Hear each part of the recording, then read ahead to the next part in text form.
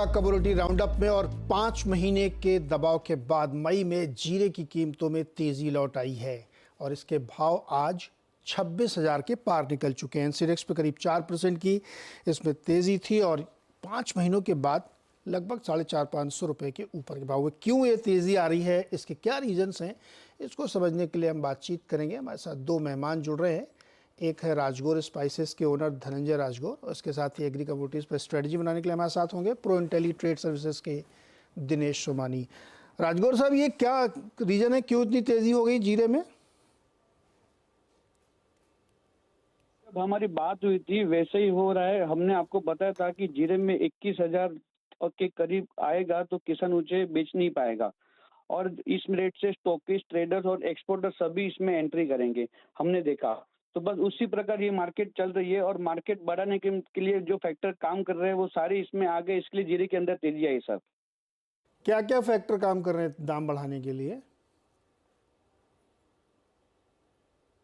Hello Dhananjay जी, दाम बढ़ने के लिए क्या क्या फैक्टर काम कर रहे हैं? सर, स्टॉकिस्ट आ गए, एक्सपोर्टर आ गए और ट्रेडर्स आ गए, क्योंकि 21,500 के रेट में जीरा किसान बेचने के लायक नहीं है, क्योंकि उसमें उसको पैसा मिल ही नहीं रहा था।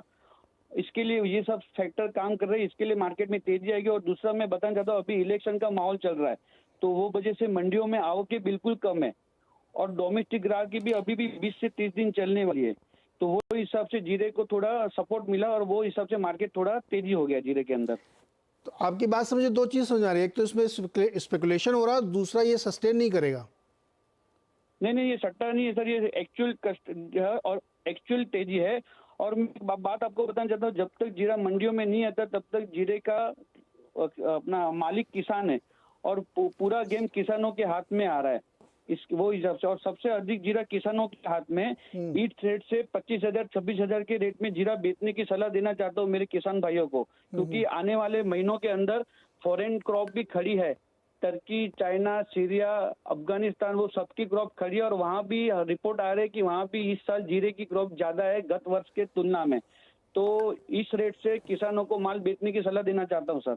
जी धनंजय जी, यही तो मैं कह रहा हूँ कि 40 दिन के लिए दाम बढ़ेंगे तो इसमें ट्रेडर, किसान, स्टॉकिस्ट, ब्रोकर सब आ गए, क्योंकि 40 दिन का ही खेल है। उसके बाद तो सप्लाई बढ़ जाएगी तुरंत, तो स्पेकुलेट कर लेते हैं। हेलो सर, आवाज नहीं आ रही सर। मैं कह रहा हूँ कि 30-40 दिन का ही खेल है ना, कि किसानों की सप्लाई कम है, आवक कम है, इसलिए भाव बढ़ाने में आसानी है, बाद में गिर जाएंगे दाम। आप ही कह रहे हो। नहीं, राजगौर जी को आवाज़ नहीं जा रही है। एनीवे, दिनेश सोमानी जी को लाइए। दिनेश सोमानी जी, ये जीरे में क्या स्ट्रेटजी है आज की? जी बिल्कुल, प्राइजेस देखते हैं अगर हम ऊपर की लेवल से या नीचे की लेवल से 21,400 का जो लो बना था वहां से दोबारा 36,000 के लेवल से आया है। अपसाइड अगर देखते तो जो 66,000 के रेट थे वहां से गिर कर 1/3 हो चुका था, 21,000 आ गया प्राइजेस। फिजिकल मार्केट में जितनी भी अराइवल्स थी ये डायरेक्ट कंजम्पशन में गई है, करीब करीब 30-35 लाख बोरी की अराइवल्स आ चुकी है। पहले ओंझा और आसपास की मंडियों में करीब करीब 60,000 70,000 बोरी की अराइवल्स होती थी, वो अब घट के 40,000 35,000 बोरी की अराइवल्स रह गई है। और इसी के चलते जो है प्राइजेस में जो है थोड़ा सा उछाल आया है। जो भी ग्राहकी है सारी डोमेस्टिक की और एक्सपोर्ट की ग्राहकी निकल कर आई है। चाइना जो हमारे यहाँ पहले बेच कर गया था वो भी बायर है और उसी के चलते प्राइजेस में और भी इजाफा आया है। लेकिन जैसे कि धनंजय भाई ने कहा है हमारे कि जो प्राइजेस बढ़ी है, शॉर्टेज वाली कोई बात नहीं है, ये जो शॉर्ट टर्म इंपैक्ट आया है प्राइजेस में जो उछाला है ये अराइवल्स कम होने के कारण आया है।